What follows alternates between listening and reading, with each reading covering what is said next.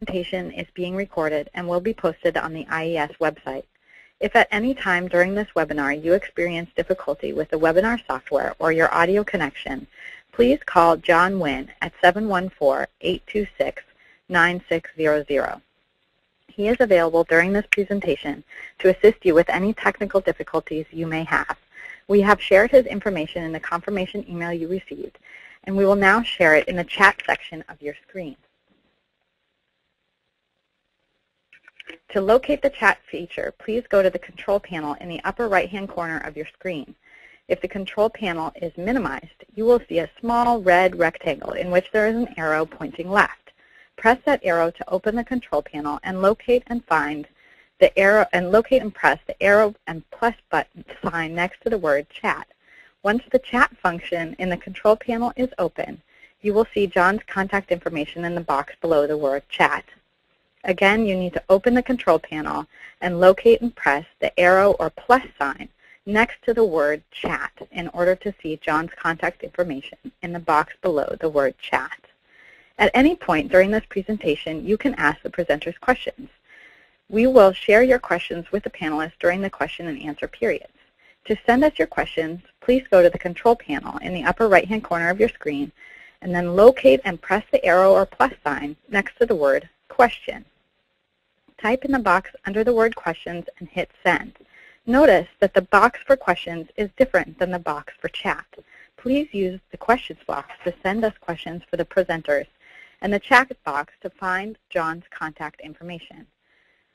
Please notice that you have a chat box in which you can send us comments or comments to the participants. At this point, I would like to hand the webinar over to Dr. Joy Lesnick, Acting Associate Commissioner at NCEERA, who will be introducing our presenters. Hello, everyone, and welcome to this webinar, where we're excited to give you an overview of the newest What Works Clearinghouse Practice Guide entitled Teaching Academic Content and Literacy to English Learners in Elementary and Middle School. Before I turn it over to the panelists to talk about the recommendations in this practice guide, I want to give you just a brief overview of the What Works Clearinghouse and some of our other products and resources. Next. In a nutshell, what we do at the WWC is review the research on different programs, products, practices, and policies in education. And then by focusing on the results from high-quality research, we try to answer the question, what works in education? And the goal is to provide you with some of the information you'll need to make evidence-based decisions. The WWC website is where you can find all of our resources, and this slide shows just a screenshot of the home page. On the bottom half of the left side of the bottom half of the screen is where you can see our main products. The practice guides, which we're going to talk more about today, intervention reports, which summarize all of the effectiveness research on a given program, single study reviews, which provide information about individual studies that meet What Works Clearinghouse standards, and quick reviews, which are an email news blast of information about a study that has received significant media attention. We also have a searchable database of all of the studies that have been reviewed by the What Works Clearinghouse, which at last count is just over 10,000 studies. And you can access that all on our website, all for free. You can also browse for products related specifically to English learners by choosing the Topics in Education tab at the top of the screen just under the Institute of Education Sciences logo, and selecting English learners or another topic you're interested in. So after today's presentation, I encourage you to visit the website to become more familiar with the additional resources. And these slides will also be posted on this website after this presentation. Next. So practice guides are one of the What Works Clearinghouse's most downloaded products, and this slide just gives you a sense of the other practice guides that are available in a variety of topic areas. So for example, we have a guide on turning around low-performing schools, on reducing behavior problems in elementary schools, response to intervention both in reading and math, teaching reading comprehension, mathematical problem solving, teaching fractions, and other topics. So I encourage you to take a look. Next. But the focus of today's presentation is on our newest practice guide for teaching English learners. And so you may be familiar with our 2007 practice guide on this topic, and this guide is the first time that the What Works Clearinghouse has updated a practice guide, so we're very excited to share it with you today. In the introduction of this guide, there's an extensive explanation about how this guide is different from the 2007 guide as a result of the expanding amount of research evidence available on this topic. So this practice guide is both a continuation and expansion of that original guide, which still stands alone. It expands the research base from kindergarten through 5th grade to kindergarten through 8th grade and builds on that previous research while including new recommendations, which the panelists will talk in detail about today. Next. So when the What Works Clearinghouse develops a practice guide, we put together a panel of both researchers and expert practitioners to contribute to the guide in order to have the recommendations and suggestions be most useful to practitioners.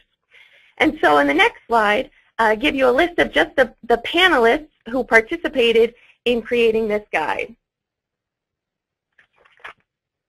So before I turn it over to the presenters to talk about the 4 recommendations, I'd like to point out the level of evidence for each of the recommendations listed in the guide. And there are appendices and explanations about how all of these ratings are determined and all of the studies that exist that support each rating. So if you're interested in that information, please see the guide itself. I'll just take one moment to tell you that the level of evidence always relates to how much existing research there is in a particular area. All of the recommendations are supported by the expert panel, and some have more evidence than others for a variety of reasons that are described more completely in the guide. Next. So I'd like to thank the 3 panelists who are going to be talking with us today about the recommendations in detail: Scott Baker, our panel chair, Nani Lasso, and Patrick Proctor. And at this point, I'll now turn it over to Nani Lasso. Hi, thank you. This is Nani Lasso, and I'll be speaking today about recommendation 1. Next. So the first recommendation that we landed upon for this new guide, which is driven by a strong level of evidence, is that we need to teach a set of academic vocabulary words intensively and across several days using a variety of instructional activities. And I'll unpack that, what we mean now. Next. So what we mean by that is really focuses on going deep on academic words. And like I said, the level of evidence for this recommendation is strong. It was based on 6 studies that met What Works Clearinghouse standards, 5 of which used randomized controlled trials to examine the effects of the intervention, and 1 used a quasi-experimental design. We as a panel consider the application of the findings that go into these studies for pre-K to 8 settings, and therefore think about academic vocabulary teaching across the elementary years. One of the studies was conducted in the primary grades. The other 5 were in the upper elementary and middle school years. What I should add is that these studies were conducted in integrated settings involving both English learners and native English speakers, though, as you can imagine, in most of those settings, the majority of the classroom students were English learners. Next. When we think about what the evidence means for teaching, we think about it in 2 ways. 1, we identified 4 instructional elements, but the elements alone don't tell us how to do this in practice. So what we've identified for the purposes of the guide is both the 4 elements and how we do this in classrooms. So I'm going to spend some time today talking with you about these 4 elements and how we think about the how-tos. The first element is text selection and use. So you can see that our recommendation focuses on choosing a brief, engaging piece of informational text that includes academic vocabulary and using that as a platform for intensive vocabulary instruction. The second instructional element relates to which words we choose to teach. So word selection is a common question. It's a common issue. It's not a small issue because there are many words we can teach. So here we're looking for choosing a small set of academic vocabulary words for in-depth instruction. The third element relates to word learning activities, which I'll say more, which is what does it actually look like when students are learning words? What do the tasks look like? And here we're really focused on using multiple modalities: writing, speaking, and listening. And finally, the fourth element that I'll talk more about relates to word learning strategy instruction. So the how-to is that students in classrooms need to be able to independently figure out the meaning of words, not just be taught words themselves. So here we focus on the kinds of strategies that help our students become more independent word learners. Next. So why don't I spend some time on each of these 4 elements. The first, again, step 1, focuses on choosing a brief, engaging piece of informational text that includes academic vocabulary and using it as a platform for intensive academic vocabulary instruction. So you'll see on this slide and in the guide that we provide an example of a short piece of informational text. In this case, it focuses on the ethical treatment of animals as it relates to keeping them in zoos. You'll see around the edges of the text example, we have 4 elements that we think about when we think about text selection. So the first is that the text contains ideas that can be discussed from a variety of perspectives. So in this particular sample text, we talk about zoos today versus zoos of the past, the different kinds of reconstructed habitats that we might see in zoos depending on the species. So the first is that there are a number of ideas that can be discussed from a variety of perspectives, in part because we want to keep returning to this text in order to support the deep word learning that we're looking for. If there aren't big ideas in the text, then we can't use it over time. Not surprisingly, we're looking for text with a variety of target academic words. In this case, words like environment, impact, and investigation are very good, solid academic words to teach. They cut across the content areas, and they support comprehension using a number of texts.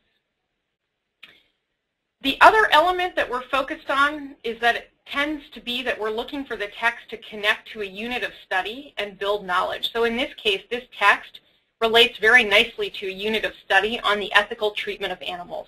So we don't have this text sit independently of a unit of study, but we connect it to the unit of study, and therefore our academic words are part of that unit of study. And finally, we notice, not surprisingly, that the texts that we're choosing provide details and examples to support comprehension. But again, we're using the text primarily here as a platform for intensive academic vocabulary instruction, which is different from choosing text strictly to teach comprehension. Next. The second step, focuses on choosing a small set of academic vocabulary words for in-depth instruction.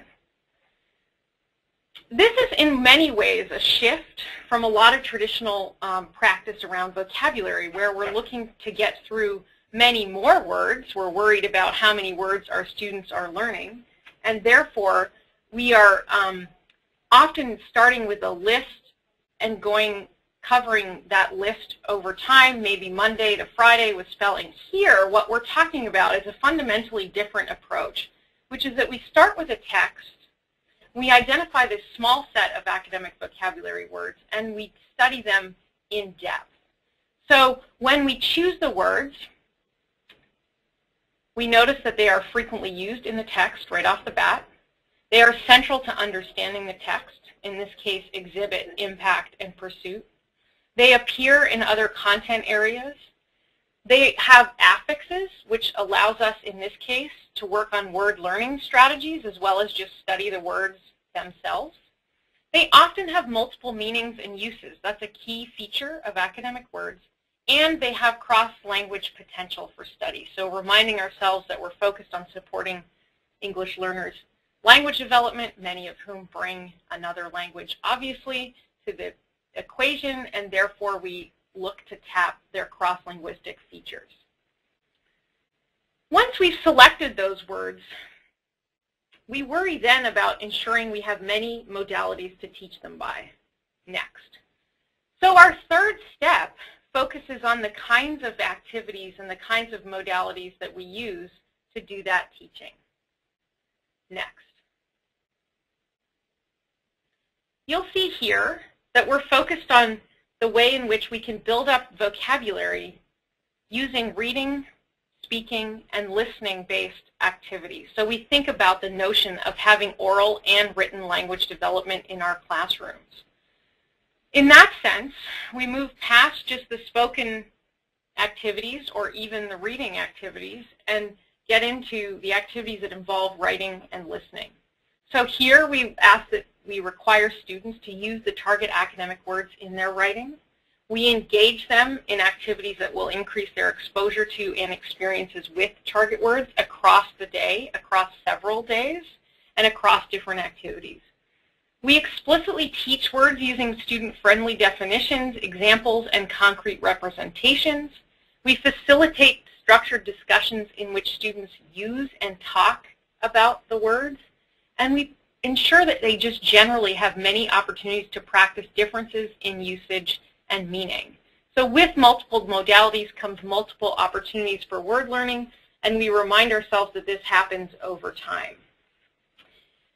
Next, I'll provide some examples of what this might look like. So you'll see that we call out, in this case, we call out 3 different ways to use these multiple modalities.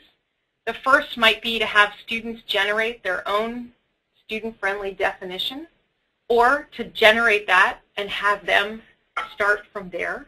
So in this case, pursuit, trying your best to get something or be somebody, or stuff you do.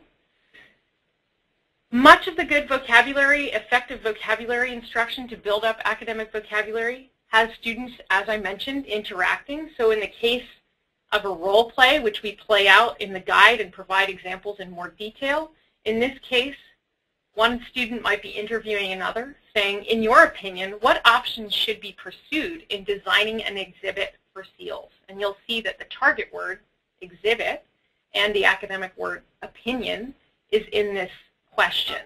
So there we have students in the role of listener and speaker, drawing on their content knowledge and probably making links back to the anchor text. Finally, you'll see in the guide that we recommend extended writing projects to consolidate and provide written opportunities for students to develop their academic vocabulary. So here, in a end-of-unit closing writing project, we'd have a prompt that might say, decide what kind of zoo you think would be better to visit and write a paragraph that explains your choice. Make sure to compare the new exhibits with the old exhibits. So in that sense, it's a consolidation kind of capstone activity that forces students to use the words and the academic words and practice their written language. Our 4th step and final one next relates to the word learning strategies that we want students to gain in order to independently figure out the meaning of words. So just as a reminder for all of us who work with English learners and think a lot about their language learning needs, we cannot possibly teach them or their English-only peers all of the words that they need to know. But we could, in fact, teach them to be better word learners independently.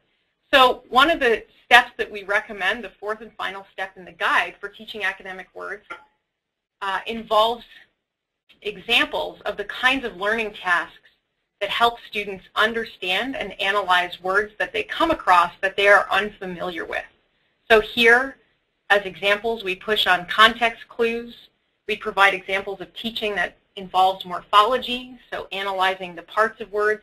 And we also, of course, go to cognates to both support our English learners and help them recognize differences and similarities across languages.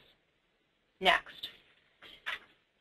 We wrap up this recommendation with 2 roadblocks and some potential solutions, and I'd also, of course, be happy to take questions at the end of this webinar. The first roadblock we call out is this notion of selecting text that might not be an option outside of the district-mandated curriculum. So when districts have, very strict guidelines around text, here we remind our audience that certainly the existing texts are the ones that we should and can use to do this. So we're happy to put existing resources to use toward building academic vocabulary knowledge. So there may be a passage in a science textbook that we haven't historically used for academic vocabulary teaching, but that may be a very good fit, and then also be a nice fit with other instruction that we're doing that's content-based. At the same time, we always recommend some of the complex texts that are publicly available, and even thinking about short pieces like newspaper articles and op-eds that may not be central to the scope and sequence and to the day's lesson, but may also be platforms for studying words that connect to the content under study. The second roadblock we call out gets back to this pervasive issue of time. And so if we're going to make this shift to teaching words deeply, there's an issue of planning time to do this, to plan this kind of instruction. The solution that we're suggesting is really around professional collaboration. There's a lot of room to do this work very well in educator teams with common planning times who may in fact be cross-content areas. Some of the most powerful vocabulary teaching actually shares the words under study across classrooms and content areas. So if we hearken back here to our academic words that were being taught as part of our sample lesson, exhibit, environment, impact, those are words that cut across content areas and could be studied in that way across classrooms. Next, I'm going to introduce and turn it over to my colleague Patrick Proctor from Boston College, who's going to talk about recommendation number 2. Okay, thank you, Noni. I'm going to talk about recommendation 2 and 3. As you'll see, I'll spend more time talking about recommendation 2, given its level of evidence, and somewhat less time on recommendation 3. So recommendation 2 is to integrate oral and written English language instruction into content area teaching. And here we see a strong level of evidence. Next. And supporting that strength are 5 randomized controlled trials, all showing positive impact on content area acquisition across a range of grade levels, spanning from pre-K all the way through the intermediate and middle school levels. And as Noni mentioned with the vocabulary work, these classrooms contain both English learners and native English speakers, which speaks to some degree of generalizability for the heterogeneous classrooms that many teachers find themselves teaching. Next. So the instructional elements here in the associated how-tos, again, there are 4. The first is to work with English learners to make sense of content, and in doing so, strategically use instructional tools, videos, visuals, graphic organizers that anchor instruction and help students make sense of content in a way that minimizes the linguistic demands but maximizes the conceptual development. Academic vocabulary, something Noni has just finished speaking well to, explicitly teaching content-specific academic vocabulary. Importantly, particularly for my talk today, is the use of pairs or small group discussions, either having students talk to each other or independently or with teacher facilitation. We see often in classrooms a whole lot of teacher talk and not so much student talk. And what we really want to push on with this recommendation is the need for kids to use expressive language as a means by which to develop their own English. Receptive language is important, expressive language is also important, and we want to push on instruction that really leverages expressive language opportunities for kids. And along those lines, providing writing opportunities to extend student learning is something I'll talk about in more detail when we get to recommendation 3. Next. So I'm going to focus on steps 1 and 2 that I've already introduced in the following instructional example. Next. So I'd like to introduce you to Ms. Concha. She is a 6th grade sheltered English science teacher. And she wants her students, who are a group of English learners from beginning to intermediate level English proficiency, wants her students to be able to identify and articulate relevant evidence about a specific claim, a rather syntactically complex claim, that antibiotics cure infection by killing all types of bacteria in the body including the harmful bacteria that cause infection. So that's quite a mouthful for kids who are beginning to learn English or who are at a sort of a moderate level of English proficiency. So the teacher wants to make this claim accessible to the students and to provide them with cognitive resources to develop an understanding of that claim. She's using this claim in conjunction with a short text, much like the one Noni described with respect to the zoo example. And she's going to teach just 3 words to do this activity. The first word is relevant, which doesn't relate to the text but relates to the activity, and then antibiotic and bacteria. And so what she does in having taught these 2 words, she then works with the students to reduce the claim into a linguistically more simple claim: antibiotics kill bacteria. The students know what kill means. They've worked with antibiotics and bacteria, so now they've got an understanding, a basic understanding of the concept here. Next. So here's what Ms. Concha does with her students. She provides them with a series of cards labeled A through G, so 7 cards, containing information that either supports or does not support the claim that antibiotics kill bacteria. That is, she asks them, is the information on these cards relevant to the claim or not, yes or no, and asks the kids to go about the task of sorting the cards into relevant or irrelevant information. And I'm going to show you these cards, and we're going to try a little poll to sort of mimic what Ms. Concha is trying to do. So here are the 4 cards. Here are the first 4 cards. And the students are working together to sort through what's relevant and what's not relevant. So what I'd like you to do is take just a couple minutes, or a few seconds is more accurate, and read through these 4 claims to determine on your own, or with colleagues if you're with them, which single card provides information that is relevant to supporting the claim that antibiotics kill bacteria. So we'll take 10 seconds just to read through these.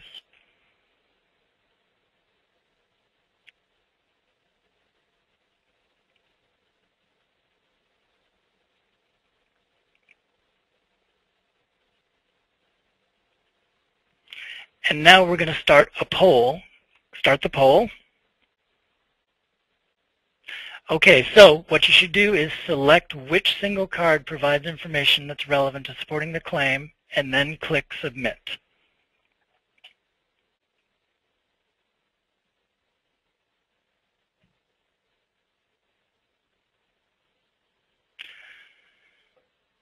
Okay, let's close the poll.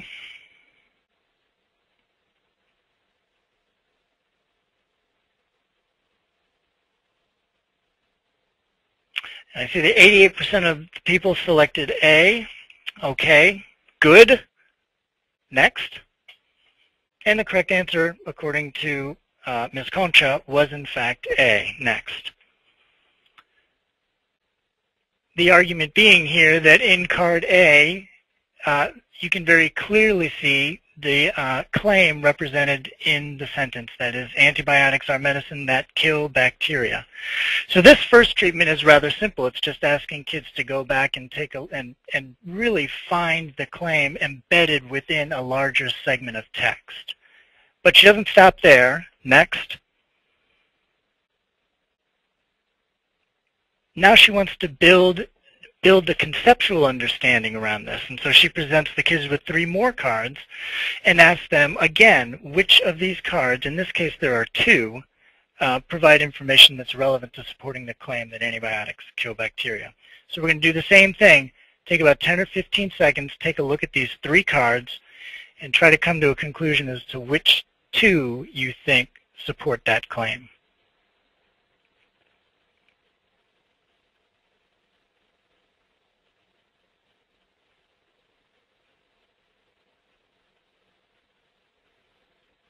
Okay, let's start the poll.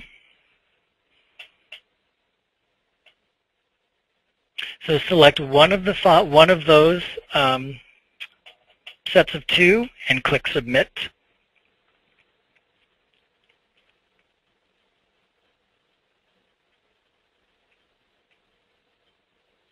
And let's close the poll.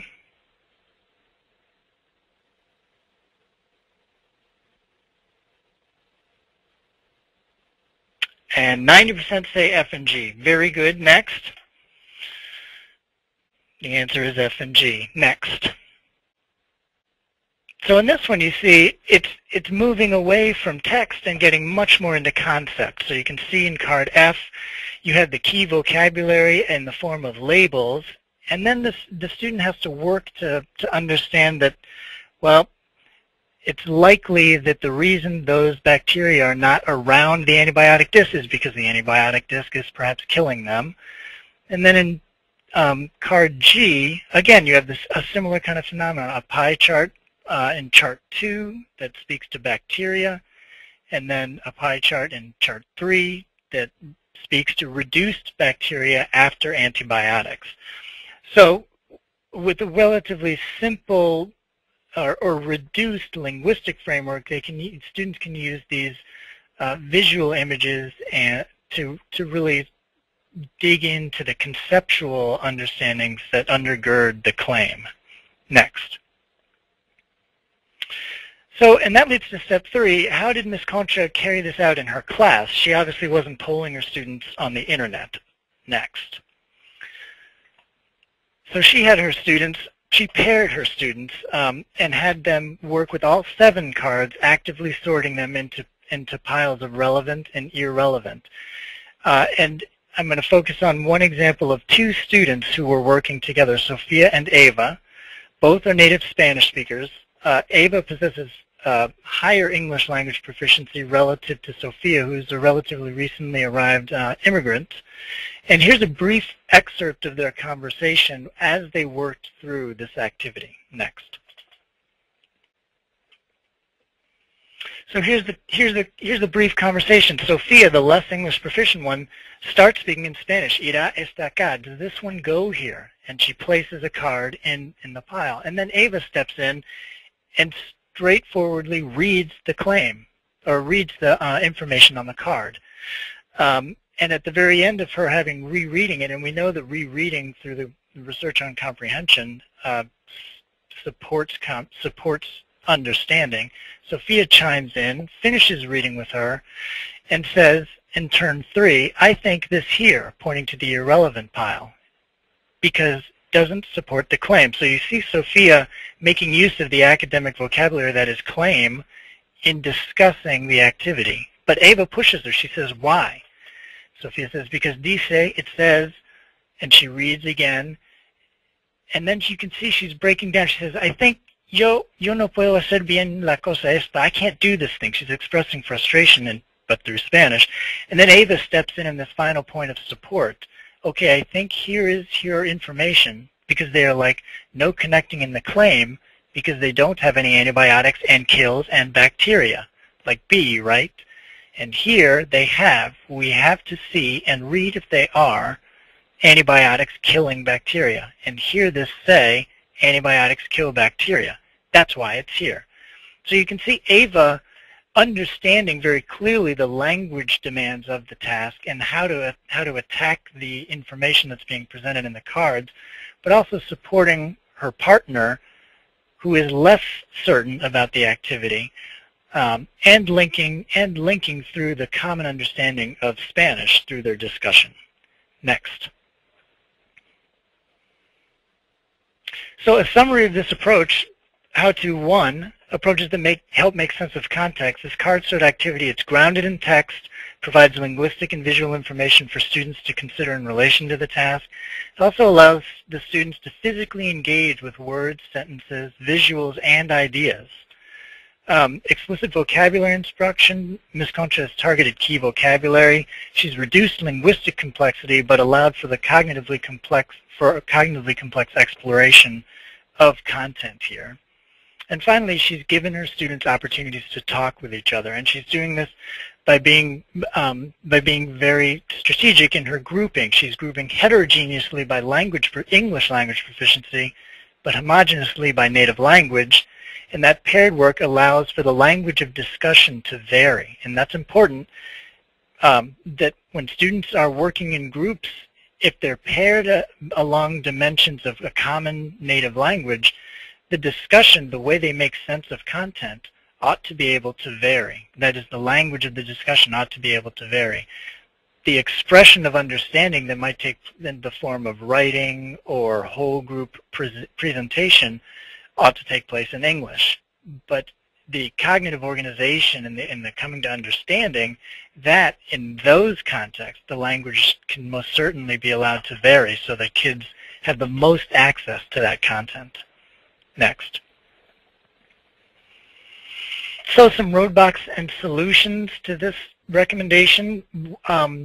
We hear this a lot, that teachers who specialize in the content area often say they lack the language and literacy expertise that will allow them to provide these kinds of supports.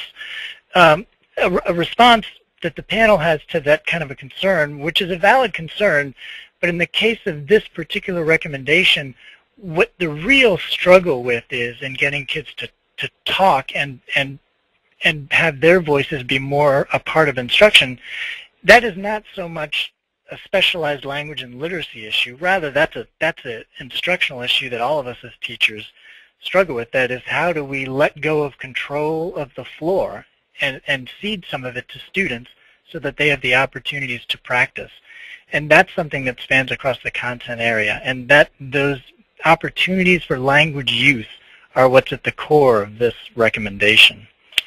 And finally, teachers think that the additional focus, may think that the additional focus on language won't be so useful for native English speakers, but part of the strength of this recommendation is that it's coming from studies in which both native English and English learners were grouped together in the same classrooms. So the findings suggest that these are beneficial approaches for both groups of students, and also align quite cleanly with several dimensions of the Common Core. Next. So now I'm going to move on to recommendation 3, and you'll see here, provide regular structured opportunities to develop written language skills. Here we have a minimal level of evidence. Next. So as some background, when the panel, the first meeting of the panel, we went around and discussed the 2007 guide, what we liked, what we thought was there, what we thought wasn't there. And one thing that came up sort of universally amongst the group was a lack of a focus on writing in the first guide. And the very appropriate response to that was there was simply no research to report on at the time that that guide was produced on writing in English learners. And since then, only 2 studies have met What Works Clearinghouse standards, and they weren't focused directly on writing interventions. One was a professional development with teachers, and student writing is somewhat as a distal outcome of that professional development. And the other was a complex vocabulary intervention conducted by Dr. Lasso, where writing was one outcome, but it was not an intervention designed directly to affect writing outcomes. So there's not a lot of evidence, but we know that kids need to write. We know that that's a huge demand of schooling. It's a major form of expressive language, and there's a broad research consensus, as I've said before, that students get lots of chances to hear language, but far fewer opportunities to use it productively. And in this sense, we ground writing instruction and writing as expressive language, as productive language for students acquiring English. Next. So I'm going to, so we have, again, 4 elements here. One is to be writing assignments across the content area that are anchored in content and focused on developing academic language and writing skills. Providing language-based supports for writing that facilitate students' entry into and development of writing.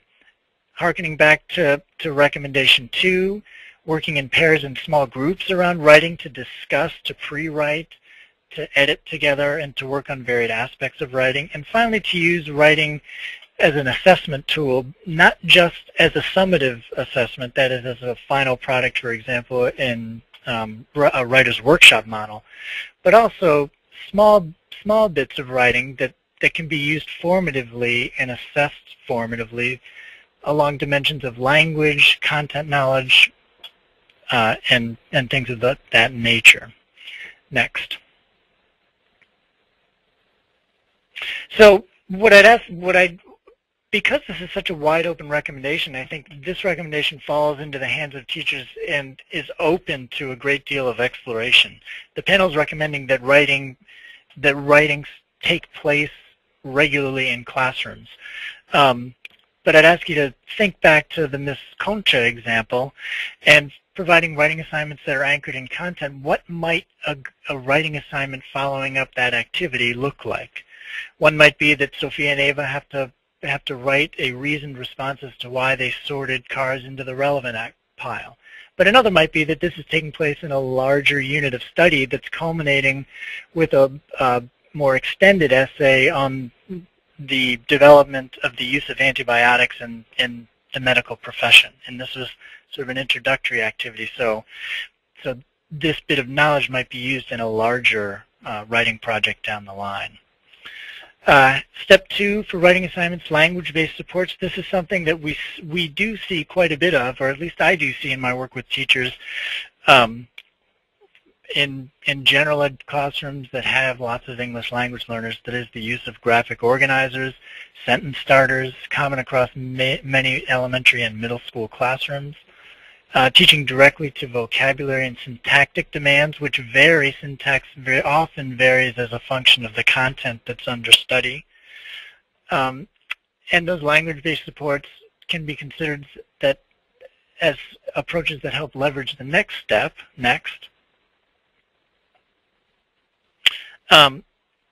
which is using pairs and small groups to provide opportunities for students to work and talk together, which Ms. Concha's activity does exactly that. If we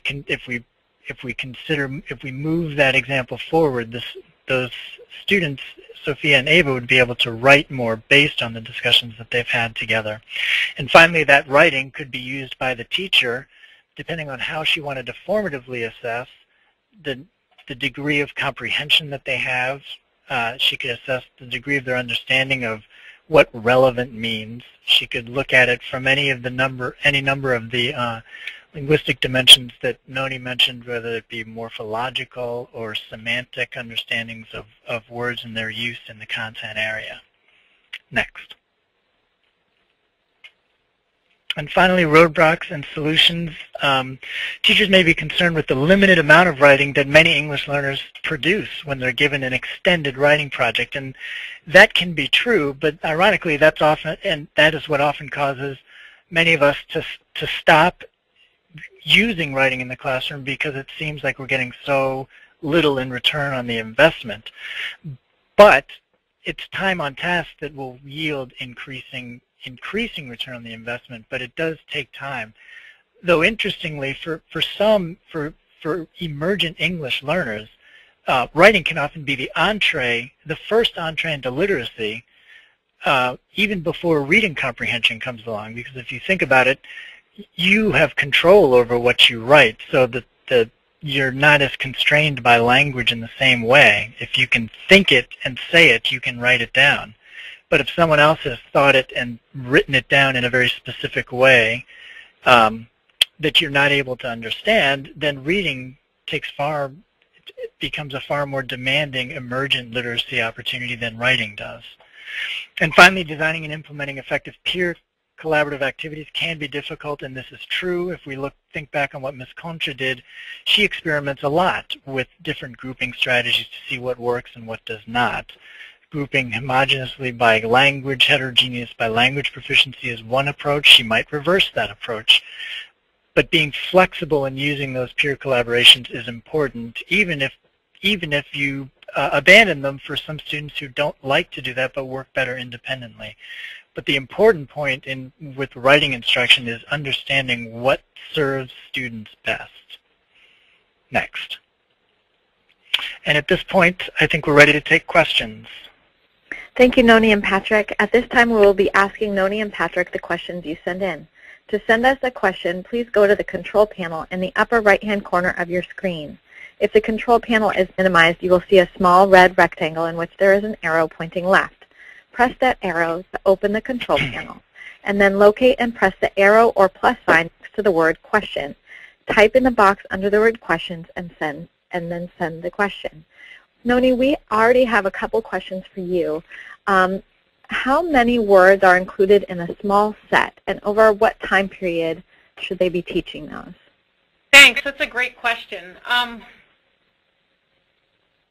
Let me say that the studies that we looked at, the one that provides the most concrete detail suggests that we're looking at between 8 and 10 words over the course of a, let's say, 8 or 9 day unit, giving, say, 30 to 40 minutes a day for vocabulary work each day of that unit.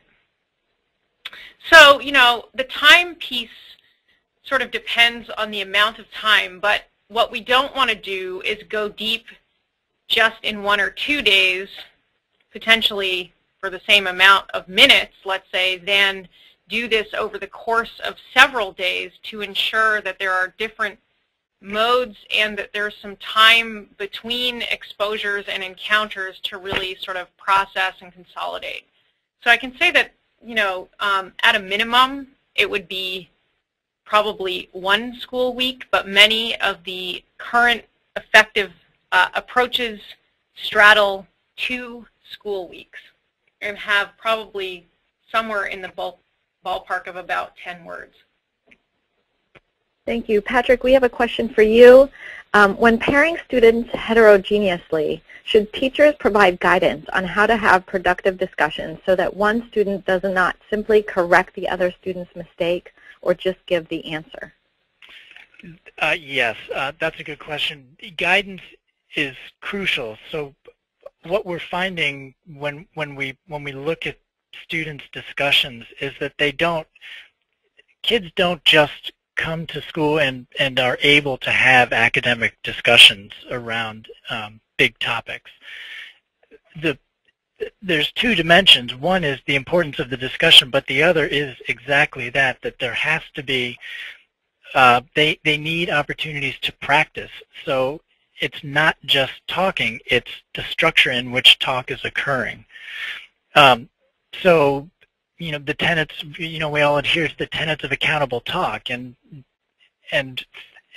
listening to what students say is one of those. Listening to the idea rather than to the student or to the person is one key component of accountable talk, as are some very, you know, some what you might call sentence starters for sort of reasoned discourse amongst people. That is, I agree with what you're saying, but things of that nature, those don't come naturally. And so implicit in this notion that teachers ought to be using discussion-based approaches is also direct instruction around how to have a good discussion. And we see this developing over time with students. That they don't start there, but they are able to develop it with facilitation from their teachers. Thank you, Patrick. We have another question for Noni. How would you align recommendation 1 with present strategies such as PSYOP? I think that recommendation 1, thinking about the PSYOP model in particular, I think you could certainly work as part of the language objective on an academic, be focusing on academic words, and choose an academic word as part of the content objective also. So I don't see it as particular, I see it as sort of able to be integrated. Where I think we want to be really clear about the difference is that the target academic words under study don't live just within a lesson. So where the PSYOP tends to focus on a lesson and its characteristics, we want to remind ourselves we're looking to study these words over time. Okay, thank you. Patrick, should teachers be setting aside specialized time in the day for writing, or should writing be infused over the course of the school day? Yeah, I think inherent in the recommendation is that writing should become a regular part of the school day. And in fact, separating writing out for separating out explicit time just for writing, that is something that teachers can and in some cases should do. leave time for writing. But if that should not be the only format in which writing instruction is occurring, because what we want is for kids to understand that writing is a part of the content learning process. And so infusing that across the school day at multiple time points, at multiple sort of instructional leverage points is really the thrust of that recommendation. Thank you, Noni and Patrick. We have reached the end of our question and answer period. I would now like to introduce Scott Baker, who will present on recommendation number 4. Thank you very much. Next slide. So our 4th recommendation is to provide small group instructional interventions for English learners. These who are struggling in, particularly in the areas of literacy and English language development. So this recommendation is targeting a specific group of English learners. Next. The level of evidence here is moderate. There's a sizable number of studies. There are 6 randomized controlled trials that meet the standards. Most of them, 5 of the 6, focus on the primary grade, so kindergarten through grade 2. There was one study that focused on grades 6 through 8. The panel reviewed the studies and concluded that the information from them can be applied to kids throughout grades K through 8. And like the other recommendations with the corresponding studies, the results in these studies were either for English learners specifically or for a sample that included non-English learners, but the predominant population was English learners. The impact of the interventions was assessed on a range of language and reading measures, and the primary reason for the moderate rating has to do with the fact that there were a number of positive findings across these studies, but also some findings where the impact was not discernible. There were no negative findings, but there were some that were in the fairly close to 0 range in terms of an effect size. So the panel concluded that the level of evidence was moderate. Next.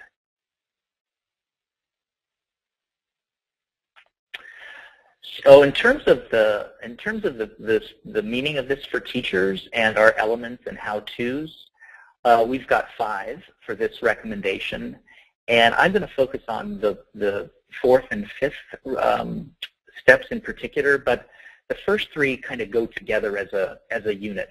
So the main thing about this recommendation is we're targeting a subsample of English learners, those that have been determined to be struggling in areas of literacy and language. So our first step is really to figure out who those kids are. And here we're able to do this pretty well in the areas of literacy, where we have a number of screening instruments that can be used to identify kids that are struggling in what we term in the practice guide foundational skills. So those are things like phonological awareness, decoding, reading fluency. We don't have these kinds of screeners for more complex skills like vocabulary knowledge or comprehension, but we do have them, and there's lots of information from the first practice guide for literacy skills. And that's an important thing because the content, the second how-to is to design the content around what kids need. So instead of focusing just on foundational skills, which I think could be a tendency for this recommendation for kids who are struggling in literacy in particular, the panel really wanted to emphasize that even if kids have decoding problems, all of the kids who are in this group who are identified to be struggling in literacy or language areas should get vocabulary instruction and comprehension instruction as part of this small group experience. So the content really should be designed to meet their needs. And if they need instruction in foundational areas, and not all English language learners are going to need this, they should get it, but all English learners in this particular grouping structure should have time to work with words and the meaning of words and comprehension. We recommend small groups consist of 3 to 5 kids, So pretty small group sizes that mirrors the studies that are in this set of studies. So fairly small groups, and for the most part, if possible, teachers facilitating and directing those groups. The fourth step is to make sure that foundational skills are addressed if that's what the English learners need, but also to make sure that vocabulary development and reading and listening comprehension strategies are addressed. And then the last step, or how-to in this series, is to provide support, for teachers to provide support and scaffold and instruction that really provides a lot of practice and review for kids. So in contrast to introducing a lot of new material in this particular recommendation, the emphasis is really on solidifying what kids have been exposed to perhaps in an earlier part of the lesson, giving them a chance to really practice it and review it and apply it in multiple contexts across a number of different lessons. Next. So for the first three steps, those are fairly straightforward: identifying kids, designing intervention content, and grouping kids. In some cases, homogeneously. If the focus is on foundational skills, it seems to make more sense, perhaps, to provide to group kids in a homogeneous way, where language and comprehension are really the focus. It can be very beneficial to group kids heterogeneously, so that kids who are less proficient in English, for example, have a chance to hear really good models of English being used, and where more proficient kids have an opportunity to explain and expand what they're learning about with language and vocabulary. But in all cases, our recommendation is that these small group experiences for kids should really target vocabulary development and comprehension strategies, both listening and reading comprehension. Next.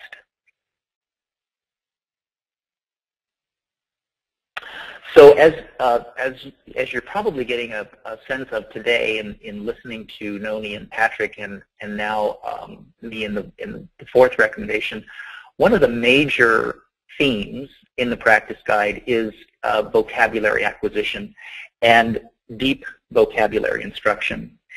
And so in our fourth step here, we're introducing another type of vocabulary approach, one that can be embedded in the small group experience instructional formats for kids who are struggling, that's a little briefer, but still addresses many of the principles that we've been talking about today. There are lots of activities, actually, and lots of there's a fairly strong focus on this in the practice guide. But in this particular case, we have Mr. Parker, who has grouped a small group of kids, 3 to 5, who are struggling to some degree with new vocabulary.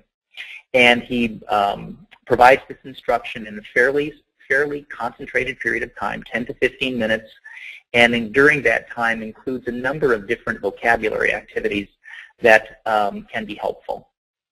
Next.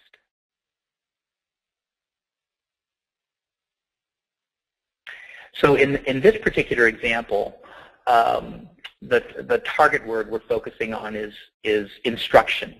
And Mr. Parker introduces the word. He gives kids a chance to say the words themselves, and in this small group format with just a few kids, each kid could in turn have a chance to say the word so that they can pronounce it. He provides a student-friendly definition, which is another common theme, a definition that kids can really understand. And then he provides some examples using sentences to show kids kind of the range of use of this particular word. And then perhaps most importantly, kids have an opportunity to use the word and apply it. In this particular example, kids are going to use the target word in writing their own sentences in a journal. That's one activity. And then the second activity, perhaps a bit more complex, is to use the word in a graphic organizer activity where they complete an organizer that the teacher and the kids have worked on together to situate this particular target word. Next. And the fifth step is to provide scaffolded instruction so that kids get lots of opportunities to practice and review what they've learned previously or maybe have not learned completely in various contexts over several lessons. When they do this with the teacher in this case then can provide lots of feedback to kids, which can extend conversations, provide clarification about things that are correct or incorrect about answers to questions, so that the interaction between teachers and kids in this small group format can be pretty advanced. And if kids are practicing things that they know pretty well, kids will have lots of opportunities to talk and to explain their approaches and solutions to problems. Next. One of the most powerful tools that teachers can use in this kind of context is to provide really vivid demonstrations of what they're talking about when they are asking kids about vocabulary meanings or comprehension. In this particular case, we're talking about a comprehension activity. That's an inferential comprehension activity where the teacher has read the students a very short excerpt about Rosa Parks and the Montgomery bus boycott. In this particular example, Rosa Parks has been asked to give up her seat to a white person on the bus, and she refuses and is fined. So the kids and the teacher read this text together, and the teacher introduces then an inferential question about the text. How would you describe Rosa Parks? It's a fairly simple question. We kind of like that, actually, that it's understandable, pretty straightforward. And in this context, because of the particular event, the Rosa Parks not giving up her seat on the bus, and the actual text that the teachers and kids read, it actually lends itself to a nice activity. And so in this particular case, the teacher is using a think aloud approach to demonstrate how she would come up with an answer of how you would describe Rosa Parks using the text. And so another kind of major theme that runs throughout the practice guide is this notion on situating activities and tasks and discussions around text. So again and again, we come back to the idea that text as an anchor for skill acquisition and discussions is really a good idea.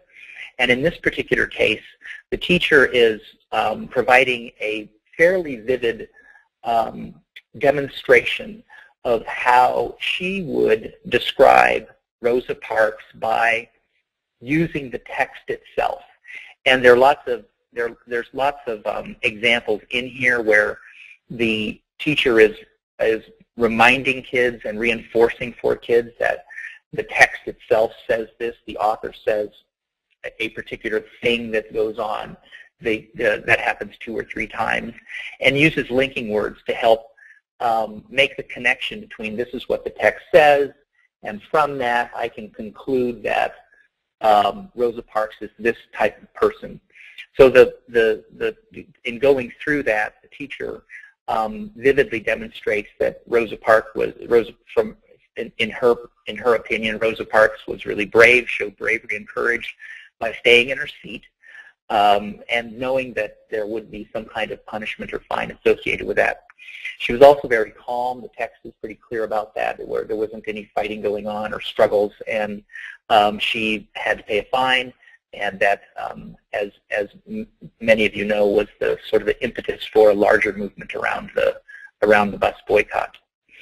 After that, the kids then can also pair up, or if the group is small enough, they can practice this activity with the teacher. They can do it in partners.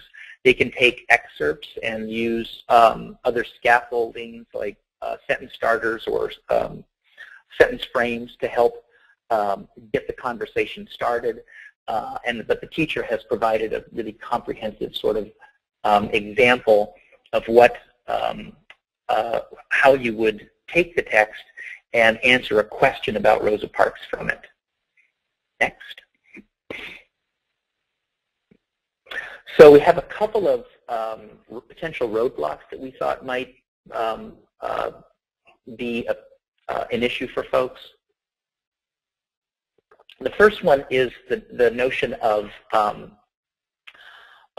using kind of a one-size-fits-all approach for kids who are struggling. For English learners and non-English learners, and particularly in the early grades, who are having difficulty with literacy and or language, there can be a tendency to focus a lot on the foundational skills, and for many kids they're going to need that for sure. But not all kids necessarily need foundational skills. It may be that they need more comprehension instruction, or they may not know the meanings of words and have difficulty with comprehension because of that. So the instructional decisions and the content that's made for kids needs to really be based on what they need. There's actually pretty good evidence that with good foundational skill instruction, English learners can do as well as non-English learners. They can really master the code, as they say, pretty easily with the same kind of instruction that native English speakers get. Where there's difficulty, and this makes sense given that they are English learners, is because their language skills are emerging, they're going to have difficulty with vocabulary and, in some senses, comprehension. So, our recommendation again is that when kids are struggling with literacy and language skills, that there should be a strong focus, in addition to foundational skills that they may need, on vocabulary and comprehension. The second roadblock has to do with, in some ways, the location where this instruction might occur. There's a kind of a natural tendency to think that this might be the kind of instructional intervention that would go on in a Tier 2 context if you're using some sort of multi-tiered system. And we purposely in the guide don't suggest that this is a Tier 2 intervention. In fact, we think that a lot of these components, although how to use them in small group settings is going to be more challenging, but we think a lot of these components really need to be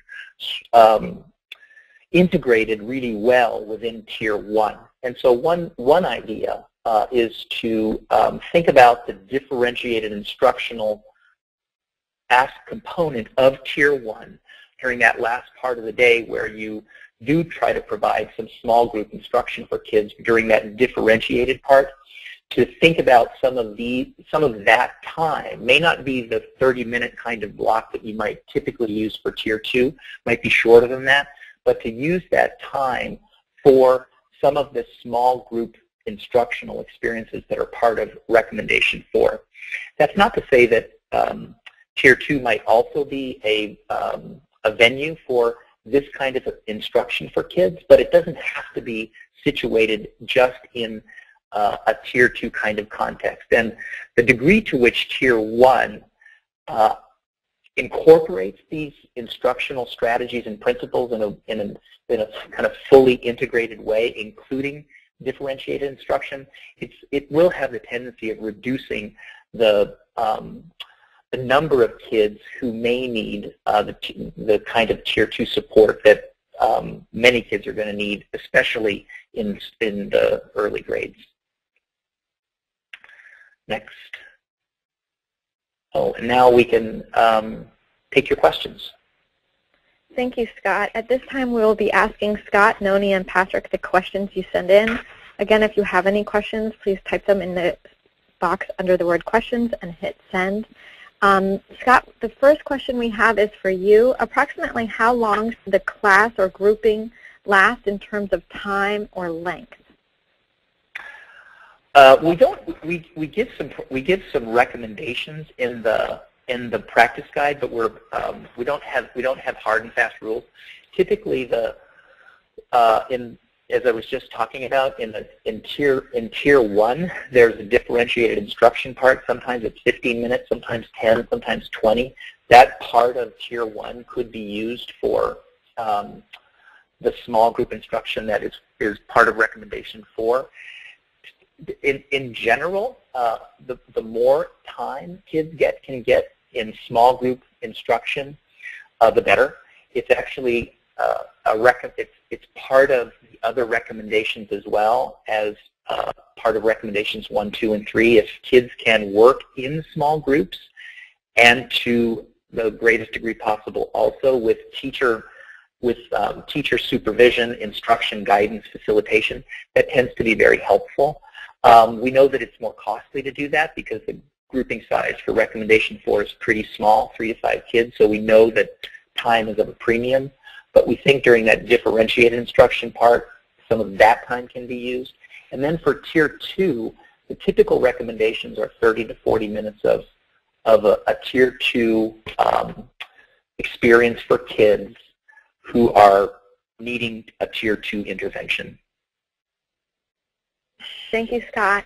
Noni, the next question is for you. What are the best ways to assess students' deep understanding of the vocabulary, and how will we know that they get multiple meanings of each word? So that's a great question. Of course, we can all think of formative assessments that might, we could even imagine sort of straightforward. In our case, in some of our own developmental, intervention research, we've developed, multiple choice kinds of assessments. But that wouldn't, of course, be the gold standard. What we really might want to do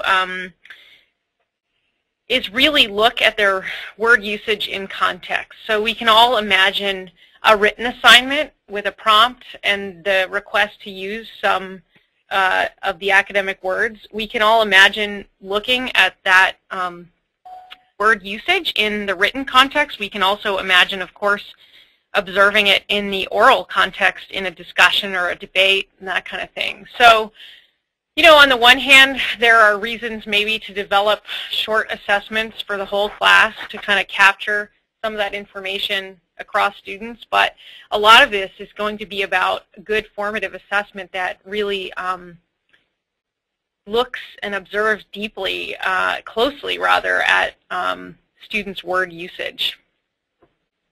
We've had the best luck with our written assignments giving us a real window, students' production, writing production, giving us a real window into their vocabulary knowledge. Thank you, Noni. Scott, the next question we have is for you.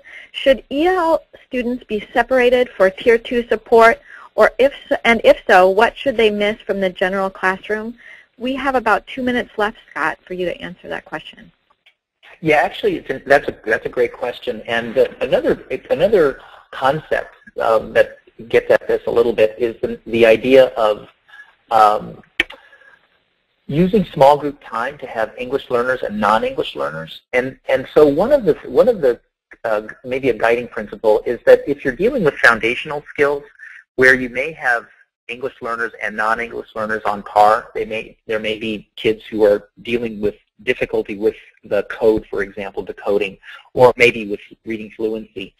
Homogeneously grouping those kids, but mixing English learners and non-English learners is a good thing to do. And then in terms of language development, as kids start using language to explain content that they're reading, to answer comprehension questions, also finding ways to integrate English learners and non-English learners into those small group experiences, as Patrick was mentioning before. Providing small group instruction or rating instruction throughout the day is sort of a theme here as well. Breaking kids up regularly so that they have the opportunity to use language is a good idea. And in language use and production, doing that in ways that are where heterogeneous groups can be used is also a good guiding principle. Thank you, Scott. We have reached the end of our question and answer period. I would now like to introduce Russell Gersten, who was the project director for this updated guide. Hi. As I'm sure you heard and could discern, this was a wonderful panel to work with. I think one element of the panel, I mean, as you heard, these are 3 individuals actively engaged in research in classrooms and schools, and it showed in a range of examples. All they could do is skim the surface in the hour or so we had today, but I want to encourage you to download this practice guide, browse through some of the others, and possibly use them for professional learning community activities you may have at your school or district, or any related study group kind of thing.